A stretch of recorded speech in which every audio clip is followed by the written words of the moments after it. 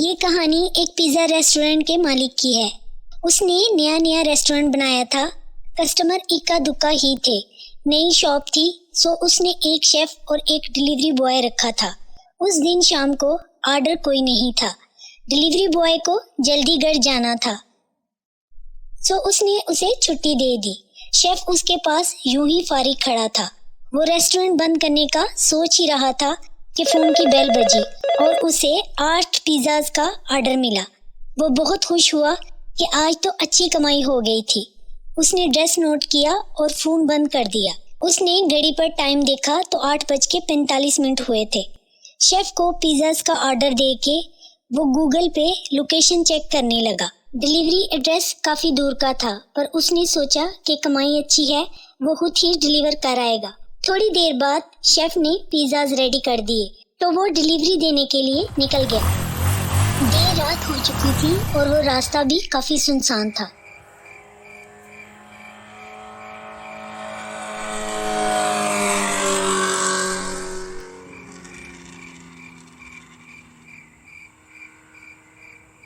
تھوڑی دور جانے کے بعد سڑک کچی تھی اور اس کے دونوں طرف بہت سارے جنگلی پیڑ پودے تھے۔ راستے میں کوئی اسٹریٹ لائٹ بھی نہیں تھی، جس کی وجہ سے وہاں اندھیرا ہی اندھیرا تھا۔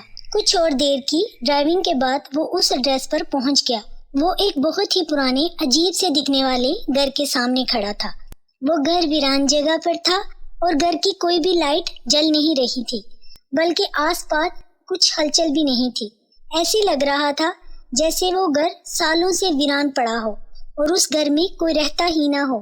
یہ سب دیکھ کے وہ گھبرا گیا اور پھر سب چیزوں کو اگنور کر کے وہ ڈیلیوری کرنے کے لیے آگے بڑھا۔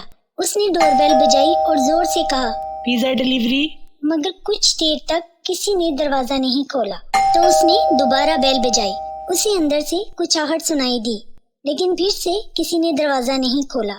وہ کچھ دیر یوں ہی کھڑا رہا۔ ابھی وہ بیل بجانے کا سوچ ہی رہا تھا کہ اس گھر کی لائٹ آن ہوئی اور تھوڑی دیر بعد دروازہ کھل گیا۔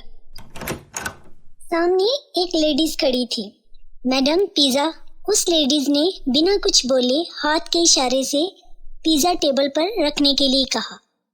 وہ جیسے ہی اندر گھسا، اسے اپنے پیچھے دروازہ بند ہونے کی آواز آئی۔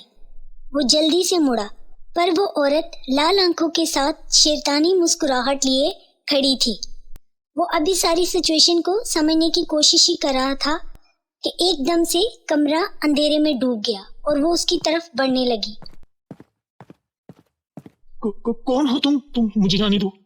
کیسے جانے دوں؟ تمہارا خون پینے کے لیے تو تمہیں یہاں بلایا ہے۔ اور ہنستے ہوئے وہ غائب ہو گئے۔ اس سے پہلے کہ وہ باہر کی طرف بڑھتا، وہ اپنے بھیانک چہرے کے ساتھ اس کے ارد گرد گھومنے لگی۔ اسے کچھ سمجھ نہیں آ رہا تھا اور نہ ہی کچھ نظر آ رہا تھا۔ اس نے پاکٹ سے ماچس نکال کے جلائی۔ آگ دیکھتے ہی کمرہ بھیانک چیخوں سے گونجنے لگا اور پھر وہ عورت کہیں غائب ہو گئی۔ وہ جلدی سے دروازہ کھول کے باہر بھاگا اور اپنی بائک سٹارٹ کر کے فل سپیڈ میں چلانے لگا۔ وہ جلد سے جلد اس جگہ سے نکلنا چاہتا تھا۔ تھوڑی دیر بعد وہ اپنے گھر پہ تھا اور اس کی حالت بہت خراب ہو رہی تھی۔